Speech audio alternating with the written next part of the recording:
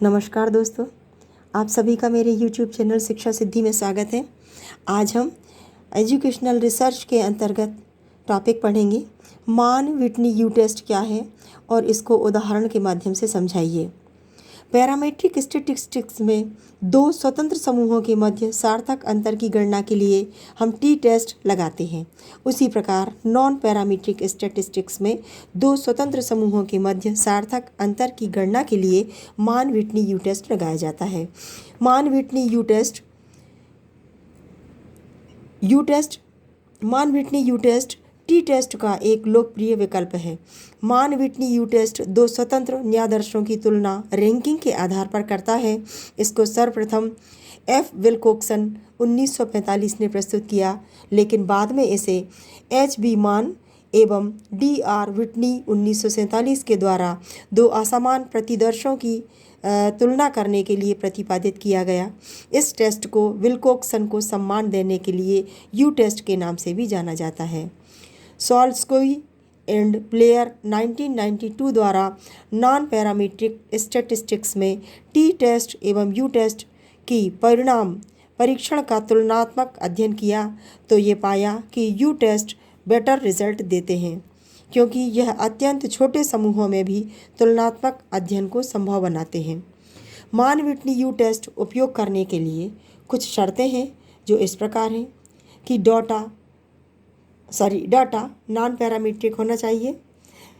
इसी तरह से डाटा आर्डिनल होना चाहिए। आर्डिनल से मतलब क्रम होना चाहिए, या कोई भी जैसे कोई संख्या होती है तो आर्डिनल का मतलब है कि वह स्थान भी बताए, जैसे फर्स्ट, सेकंड, थर्ड, पहला स्थान, दूसरा स्थान, तीसरा स्थान। इस तरह हम इसको ऑर्डिनल या क्रम सूचक डाटा भी कह सकते हैं। तीसरी शर्त है डाटा के दो सेट हों जिनमें डिफरेंस देखना है। चौथी शर्त है प्रत्येक सैंपल में डाटा के 5-5 सेट होना आवश्यक है। पांचवा, यह टेस्ट दो अननॉर्मलाइज्ड डाटा सेट के मीडियन के मध्य डिफरेंस का अध्ययन करता है। अब आप नीचे ये चित्र देखिए, यहाँ पर इस चित्र को देख कर के ही हम पता लग सकता है हमको कि ये जो टेस्ट है ये नॉन पैरामीट्रिक है, क्योंकि हम जानते हैं पैरामीट्रिक टेस्ट जो है वो उसका कर्व जो है वो पैराबोलिक होता है, और यहाँ पर आप देख रहे हैं कि दोनों ही कर्व जो है वो पैराबोलिक से कुछ डिस्टर्ब हैं। तो ये नॉन पैरामीट्रिक डाटा के मीडियन के बीच में हम अंतर इसको देखते हैं। अब लाइए हम देखते हैं यूज़ ऑफ यू टेस्ट। इसके यूज़ है कि न्यू डेवलपमेंट के हिसाब से क्वेश्चनियर क्या रिस्पॉन्स कर रहा है ये देखने के लिए यू टेस्ट लगाया जाता है। इसी तरह से फुटपाथ के आसपास डाइवर्सिटी स्पीशीज़ के मध्य डिफरेंस इन्वेस्टिगेट करने के लिए भी यह टेस्ट लगाया जाता है, क्योंकि हम जानते हैं कि जब फुटपाथ के आसपास जो चाहे यदि हम फौना लें चाहे फ्लोरा लें, छोटी छोटी सी संख्या में वो मिलते हैं हमको। कहीं छोटे छोटे बीज गिर गए तो किसी चीज़ के पेड़ उग गए, तो कहीं दूसरी स्पीसीज़ के पेड़ उग गए। अब उनकी संख्या या उनकी जो क्वालिटी है उन सब में अध्ययन के बीच में डिफरेंस का अध्ययन करने के लिए भी हम यू टेस्ट को देख सकते हैं। तीसरा है मुख्य रूप से अनपेयर्ड टी टेस्ट है यह, जो दो ग्रुप्स में डिफरेंस के साथ साथ ये डिग्री ऑफ ओवरलैपिंग भी बताता है।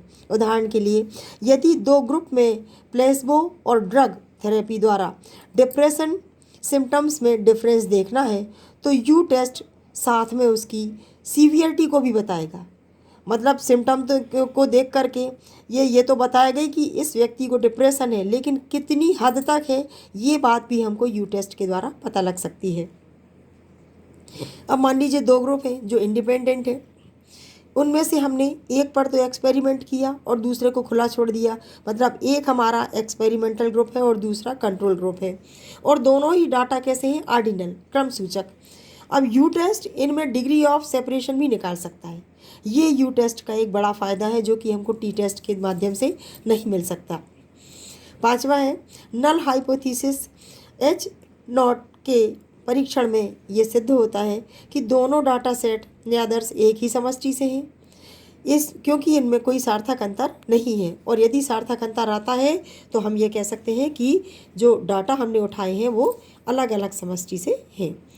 अल्टरनेट हाइपोथेसिस H1 का परीक्षण दोनों ग्रुप्स में अंतर की गणना करता है। मतलब इसमें भी हम दो प्रकार की परिकल्पनाएं बनाएंगे, नल हाइपोथेसिस और अल्टरनेट हाइपोथेसिस, और दोनों का ही परीक्षण हमको सार्थक रिजल्ट देता है। तो ये था